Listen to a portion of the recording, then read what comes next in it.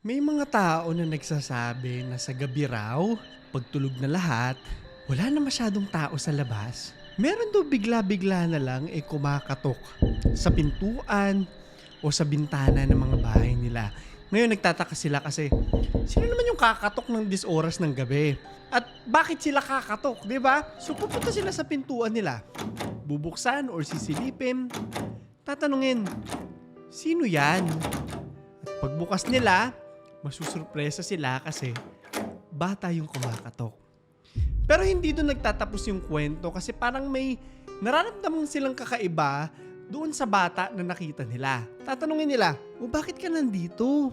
Ano yung kailangan mo? Tapos pag humarap na sa kanila itong bata na to, mapapansin agad nila na yung mata parang kakaiba. Itim na parang walang laman sa loob.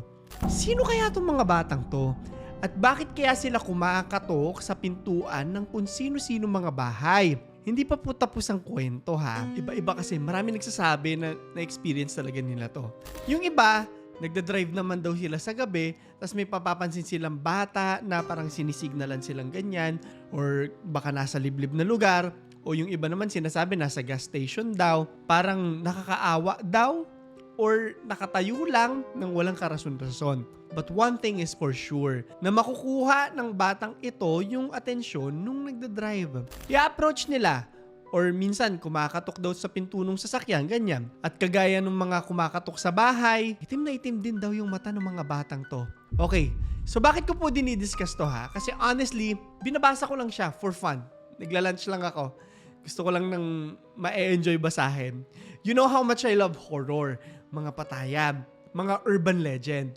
Pero habang nagbabasa ako, napakarami po ng mga threads online at yung mga content creators na nagsasabi na may ganitong experience sila. So curious ako. Personal daw nilang nakita itong mga batang ito.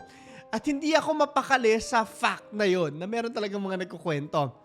As much as I love horror po, no, hindi po ako naniniwala sa mga supernatural. Pero what doesn't sit right with me is bakit may mga tao na pare-parehas yung experience dito sa ikukwento ko sa inyo ngayong gabi. Ano yung nangyayari? And for that, nasabi ko na ay hindi lang dapat ako yung nakakaalam sa kwentong to. Kailangan malaman din to ng mga 30s. So para ngayong gabi, huwag na kayong lalabas ha. Kung sa kalagitnaan ng pagkukwento ko po, merong biglang kakatok sa pinto nyo or sa bintana nyo, kalma lang kayo. Pag-uusapan natin ngayong gabi, itong tinatawag nila na Black-Eyed Children.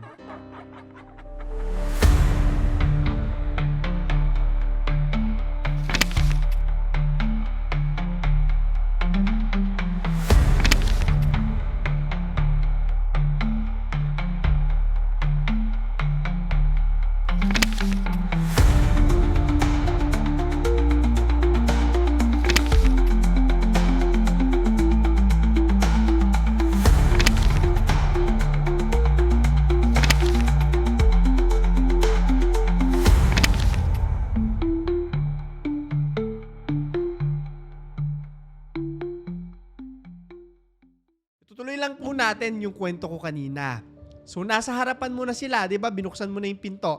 Nakatingin na sa'yo at dahil madilim, hindi mo sure kung maitim ba yung mata nila o parang namamalikmata ka lang. Pero tatanungin mo sila anong ginagawa mo dito? Kailangan mo ba ng tulong? At dahil bata nga ito, hindi mo naman mafe-feel na parang matithreaten ka, no? Hindi mo naman iisipin na, magnanakaw ba sa akin to? Or may papatayin ba dito sa bahay? Kung mamamatay tao man to, no? Ang dali lang labanan. Maliit bulinggit. Pero sa lahat ng kwento tungkol sa mga batang to, no? Isa po yung common. Gusto nilang pumasok sa loob ng bahay or gusto nilang pumasok doon sa loob ng sasakyan. Madalas daw talagang nakakaawa yung itsura at magsasabi na, pwede po ba makagamit ng telephone nyo? Tawag lang po ako sa nanay ko. Sabi, syempre papapasukin mo, di ba?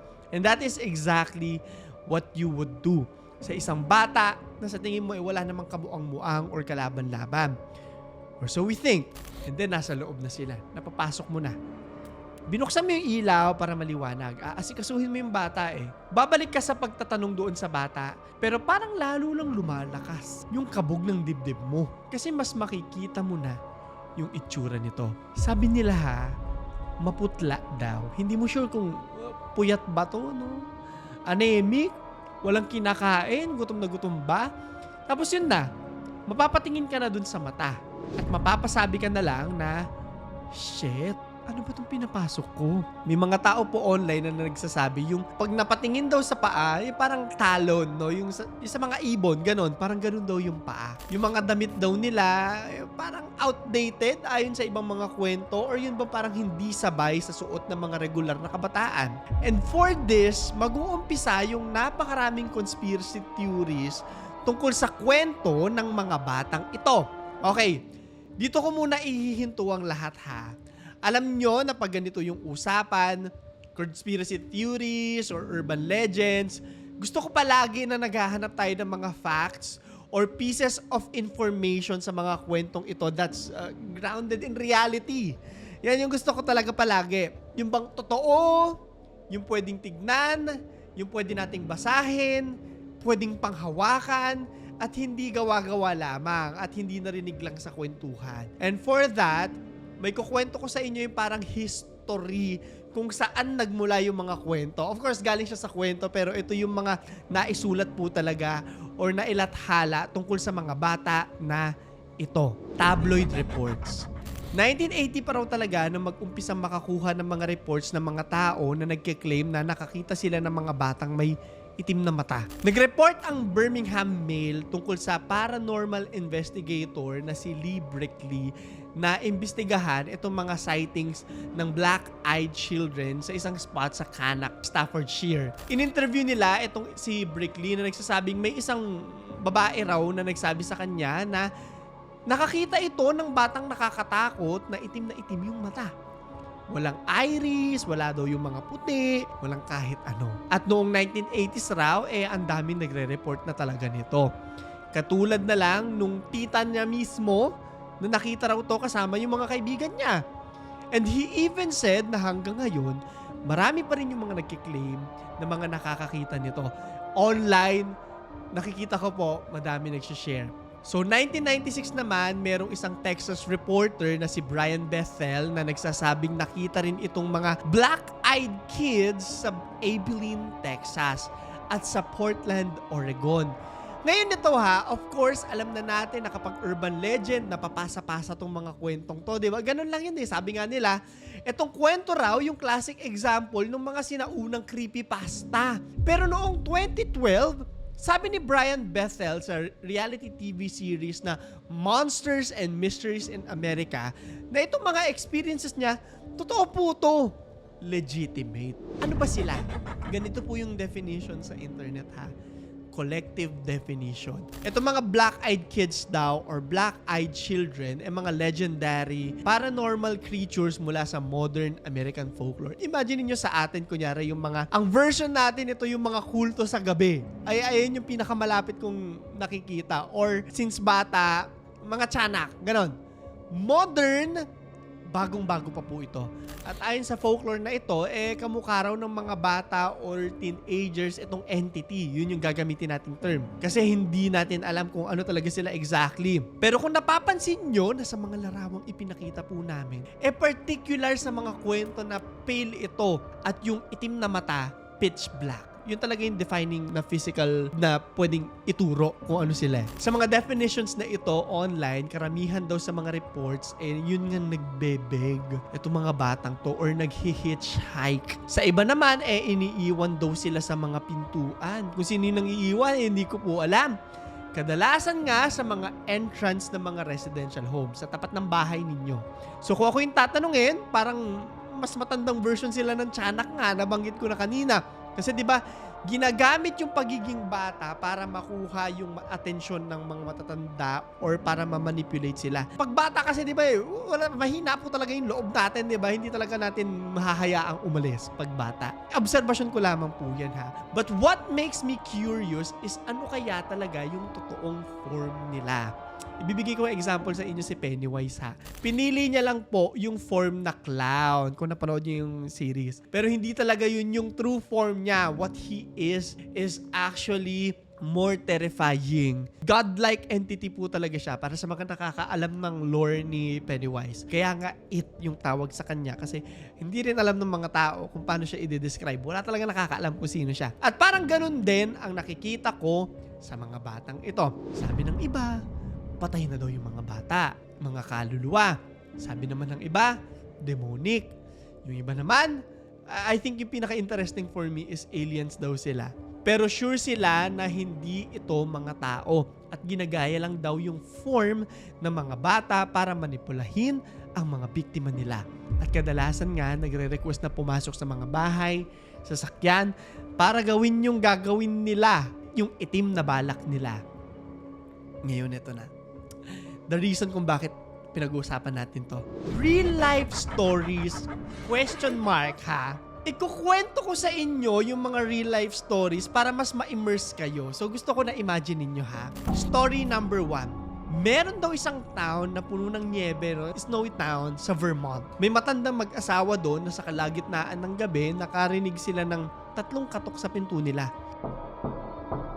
So binuksan po nila yung pinto at may nakita sila na 2 bata. Isang lalaki, isang babae. Sabi daw, papunta na po yung mga magulang namin. Pwede niyo po ba kaming papasukin muna saglit? Ngayon pansin nila, ayaw raw mag-eye contact ng mga bata. Siguro parang nakayuko or nakatagilid. Medyo hesitant sila. Pero dahil nga bata, pinapasok nila. Pinaupo raw nila sa sofa habang hinahandaan ng hot cocoa. Yung lola yon na yung naghahanda. Habang yung lolo naman, syempre napaupo. Tinatanong sila dun sa sofa. O sino ba kayo? Ba't kayo nandito? Anong ginagawa nyo? Mga bata kayo dito, 10 oras ng gabi. Nasaan ba yung mga magulang nyo?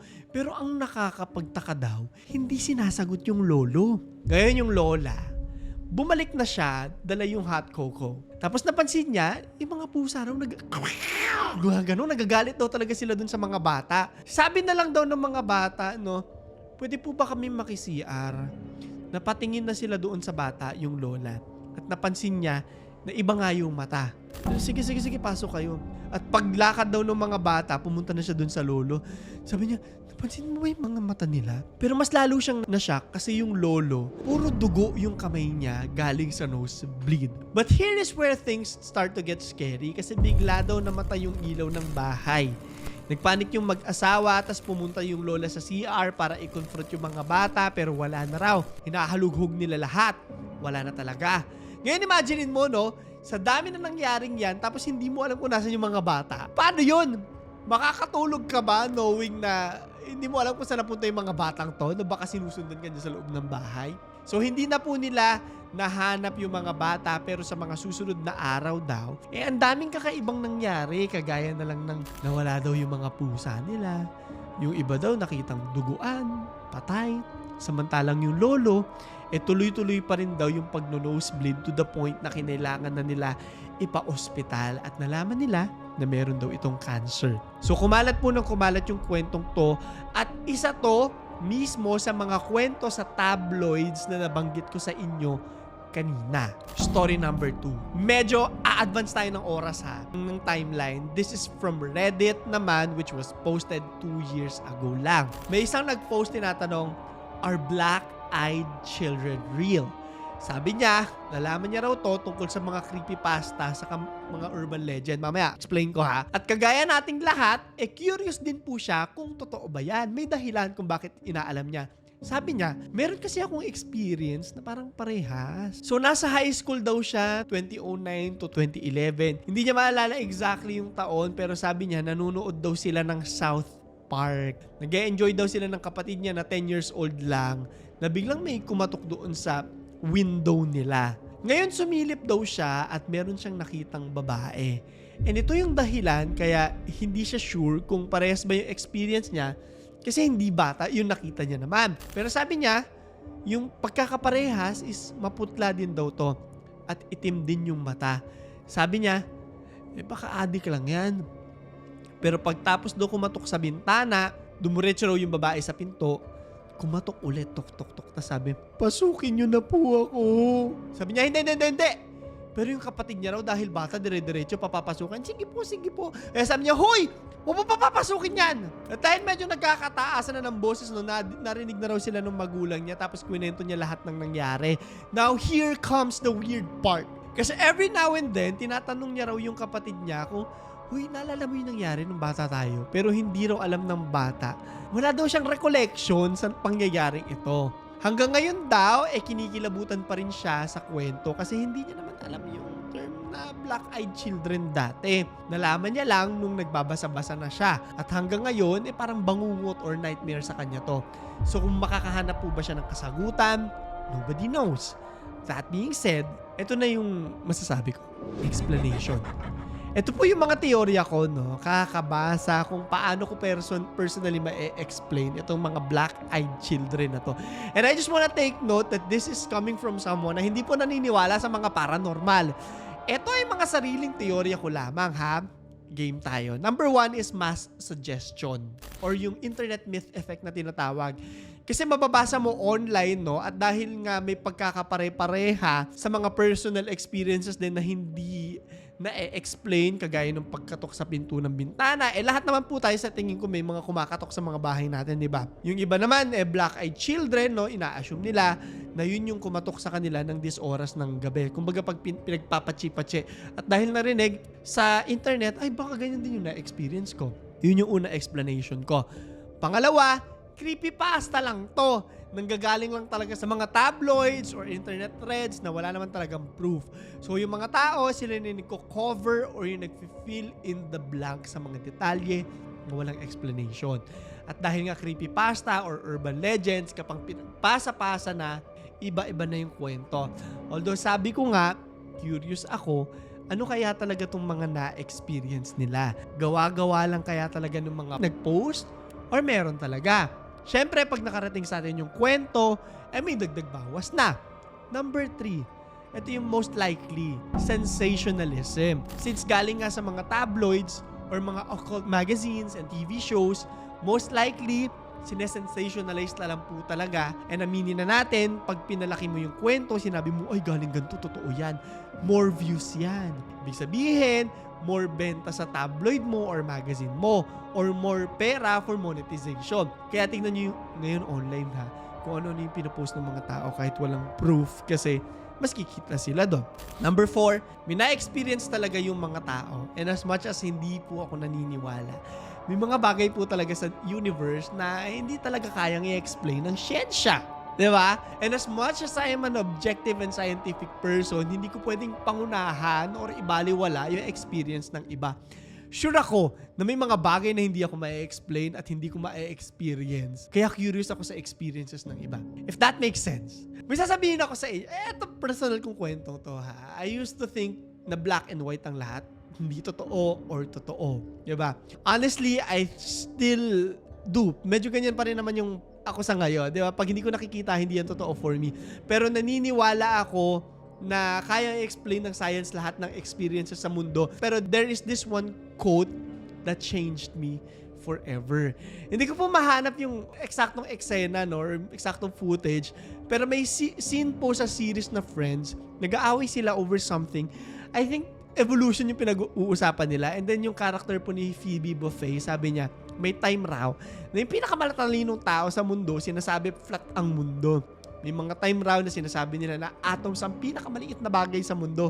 Pero, hindi pa pala, di ba?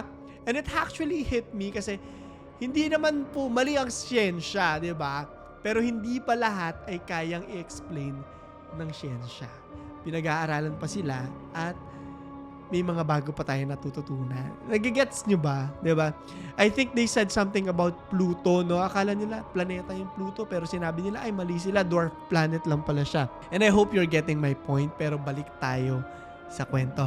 Sabi ng isang science writer na si Sharon Hill na walang kahit anong documentation itong mga black-eyed encounters. And totoo naman, puro kwento lang itong nadidiscuss natin. Kadalasan puro friend of friend ghost stories. Yun yung paulit-ulit kong sinasabi sa inyo na kapag, ay, kwento ng pinsan ko to, or hindi nila personal na kwento, i-doubt mo yung kwento. Diba? Minsan barbero lang din kasi yung mga tao. Anyway, sabi niya na typical spooky horror stories lang daw to at maaari, wala naman talagang actual na encounters. Kagaya na lang nung Bigfoot or yung sa atin, babae sa Balete Drive. But again, hindi ako magsasabi kung totoo o hindi itong mga experiences na to. Ang hirap pong sabihin kung alin ang totoo sa hindi. Pero sa tingin ko, lahat naman po halos tayo may experience kung saan bigla na lang may kumakatok sa bahay natin na madaling araw. Habang tahimik po ang lahat at walang mga gising na tao sa paligid. Na-experience ko rin kasi to, one time mag-isa po ako, I think gumagawa ko ng assignment, kung di ako nagkakamali, nanonood ako. Tapos hindi ko alam kung imagination ko lang o hindi, no? Dahil matatakutin din kasi ako. May sumitsit, talagang karipas ako ng takbo, talagang yung puso ko humiwalay po sa akin. Natulog na lang ako. Actually, harap ako matulog, talokbong lang akong ganun. And to this day, hindi ko alam kung sino yung sumisitsit sa akin na yun, no? Kung meron bang sumisitsit sa akin or imagination ko lang. Pero ang hula ko, may nantitrip lang sa akin sa bahay. But who knows? So, ito ngayon yung tanong ko sa inyo. Mag-like, subscribe at notification bell para sa mga kwentong katulad nito. May kakaiba ba kayong experience na hanggang ngayon, hindi nyo ma-explain kung ano yung nangyari? Meron na bang kumatok sa bahay ninyo ng 10 oras ng gabi tapos hindi nyo alam kung sino? I-comment nyo sa ilalim. So, yun lamang po. Ito si Claro, the third. At ito ang aking kwento. Uy, pag may kumatok, huwag nyo sasagutin, ha?